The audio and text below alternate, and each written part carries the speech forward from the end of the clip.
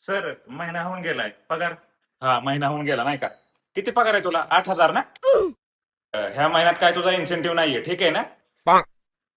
आता कटिंग बद्दल बोलू. ह्या महिन्यात तू 2 सुट्ट्या घेतल्यात म्हणजे त्याचे 532 रुपये कट झाले काय. आणि हो, तू शनिवार आणि सोमवार अशा 2 सुट्ट्या घेतल्यात. रविवारी मध्ये विकेंड होता, कुठे गेला होतास? नाही हो तिथं. हा बस, सगळं माहिती आहे मला कुठं बोंबलं थंडाय गेला होता. सँडविच सुट्टी लागणार आता तुला. तुझे 3 दिवसांचे पैसे कट होणार 798 रुपये. ह्या महिन्यात तू 4 दिवस उशीर आला होता, त्याचे 1,000 रुपये कट.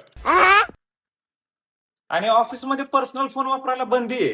तुला माहिती होतं ना. तुला मी ही गोष्ट किती वेळा सांगितली होती. त्याचे सुद्धा 500 रुपये कट होणार तुझे. अबे साले. आणि तुला फॉर्मल कपडे घालून यायला लावलं, तू आज सुद्धा फॉर्मल कपडे घातले नाहीयेत. गेल्या महिन्यात तू 5 दिवस फॉर्मल कपडे घातले नव्हती, त्याचे तुझे 500 रुपये कट होणार. आणि हो, चहाला तुला 5 मिनिटं ब्रेक असतो. तू रोज अर्धा आणि 1 तास कशासाठी लावतो रे? त्याचे सुद्धा 1,000 रुपये कट करतोय मी. आणि ह्या महिन्यात टार्गेट दिलं होतं तुला, ते सुद्धा तुझ्याच्याने कम्प्लीट झालं नाही. त्याच्यामुळे तुझा 20% पगार कट होणार म्हणजे 1,600 रुपये कट होणार.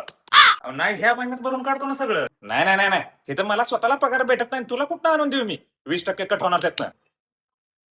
आणि गेल्या महिन्यात तुझ्याकडून ऑफिस मधली खुर्ची कशी काय तुटली होती?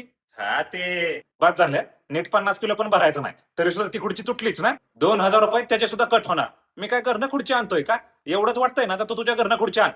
तर तुझा ह्या महिन्याचा टोटल सगळा पगार वजा होऊन हातात मिळतायत 70 रुपये.